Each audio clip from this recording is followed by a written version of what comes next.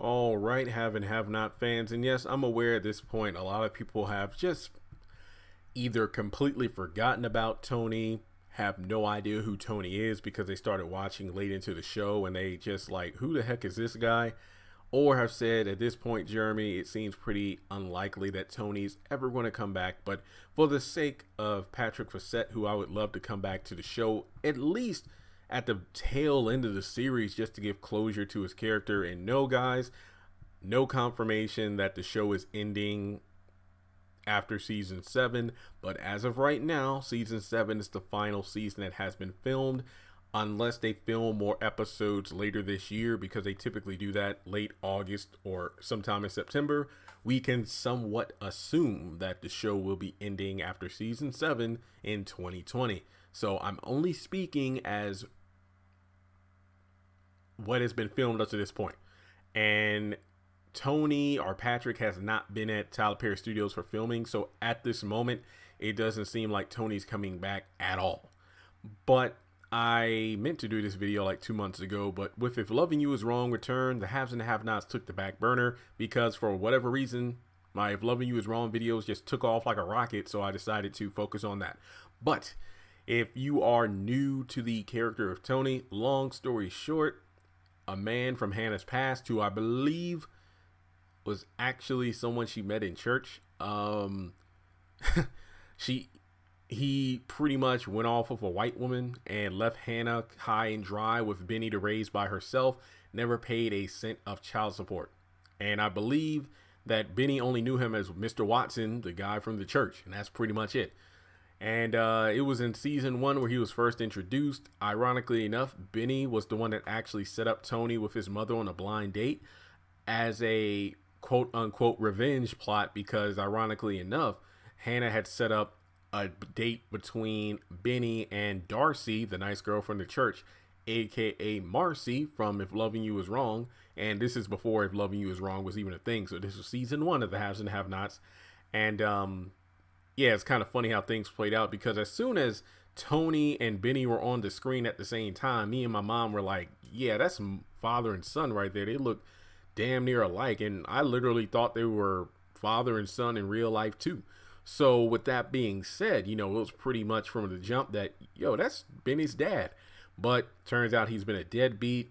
Later on in the story, we find that he tries to get Benny out of jail after he got railroaded. But it wasn't until the end of the season where Benny found out that Tony was his father, left the house in a rage to do some tow truck business, then got hit by Wyatt, then was in the coma. Tony shows up again, only to get Benny's kidney to save his life.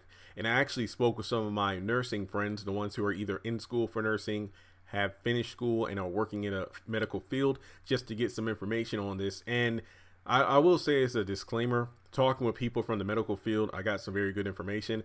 But being that the haves and the have-nots has plenty of times done things that are medically incorrect, because I brought up some of the things that happened on the show in the hospitals, and my friends who work in the medical field were like, there is no way in hell that would happen in real life, Jeremy. Like, you know, for example, Benny having, you know, getting stitches and whatnot after getting stabbed, and then able to just instantly leave the hospital without so much as a damn prescription. Or, you know, after Catherine had her breast cancer surgery, for her to physically be able to get out of bed and dress herself and then leave the hospital. And the list goes on. So in real life, you know, if a person is going through kidney failure or whatnot, if they're going through, I forgot the exact term, was it dialysis or something? If they're going through the medical therapy and whatnot, then they can live for years. But in some cases, you know, if they don't keep up with their therapy and whatnot, or if it's truly severe, they could die. But in Tony's situation, based off what we know, he can live for a while. So that might explain why we haven't seen him for a long time, and he probably isn't dead. Well, I don't think it will be too much of a jump to actually have Tony back on the show. You could either do one or two things with his character. You can have him die, but him and Benny make peace with each other. Or you can have Benny give him a kidney. But the thing that needs to be confirmed before moving any further in the storyline is determining if Benny is actually a match. I mean, it was said in season 2 that one of the nurses told Hannah about Tony that he's been in here for his treatments, but he's come in with so many different children because he's trying to find a match for his kidney, and none of them were. And Benny is the very last one. So all of a sudden, he's 150% sure that Benny can save his life. Yeah, Hannah, I know Benny can save me. No, you don't. And I don't see how hard it would have been to get a blood test or anything while he was in his coma just to determine if he was a match. But then again, I don't know the extent of kidney transplants. I don't know if you need more than a simple blood test to see if they're the right pick. I don't know. But in any case, I think that would have been a help. I mean, even if Benny isn't a match, there would have been no reason for Tony to keep popping up trying to take him off life support. That was one of the best moments in the show, if you ask me, when Benny is waking up from his coma because Hannah and Tony are going back and forth, and then as soon as he said Mama's like, man, I'm trying to sleep, he said something, and then Tony, the look on his face, he just disappeared like a ghost out of that room. So that was pretty hilarious. But I think that you can either have Tony come back on the show, tell Benny the truth, because Benny at this point still does not know why Tony wanted him off life support, because that was the last time we saw Tony, when Benny kicked him out of the house because he wouldn't tell him the truth. Have Benny actually talk to Tony about it. And I think, believe it or not, if we're going the route of Derek being the real father of Candace, him revealing the tattoo to Hannah, at some point Derek and Candace will encounter each other, and the truth will come out with that particular plot. And even though I want things to go right with that story, I just hope that Tyler Perry didn't kick Tony to the curb and then take the development that could have been used with Benny and Tony and then shifted that to Derek and Candace while leaving Benny out in the dark. I do feel like, if you're going to give Candace her real father, bring Tony back so Benny and him can, talk things out. Now, I'm not saying they have to work it all out, because in real life that isn't always the case. It's like, I didn't need you then, I don't need you now. Go back to the Fresh Prince of Bel-Air, one of the top ranking scenes that entire series, when what's his name, Lou, came back into Will's life.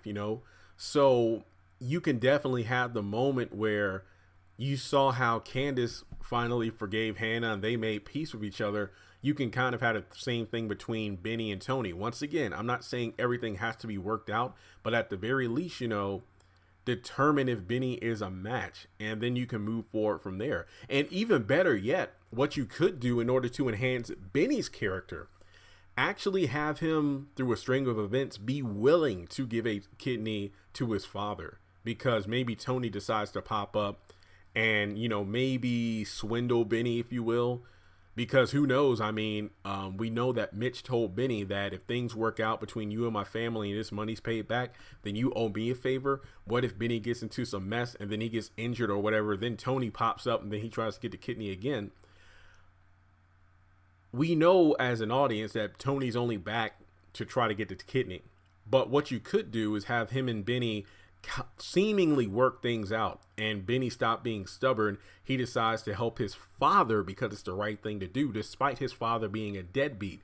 After seeing Candace and Hannah make peace, he decides to take what he saw between those two and actually try to make peace with his biological father. So Benny, being the bigger man in that situation, willing to give a piece of himself to the man who gave him life yet wasn't a part of it, actually gets the test run and everything, but then it turns out Benny isn't a match.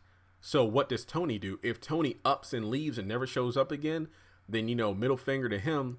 Benny was still the bigger man in that position, and I think that will give his character a much needed dose of development. So I think that is a win-win. You can bring Tony back, finally put close the book on the kidney story. If Benny isn't a match, what does Tony do?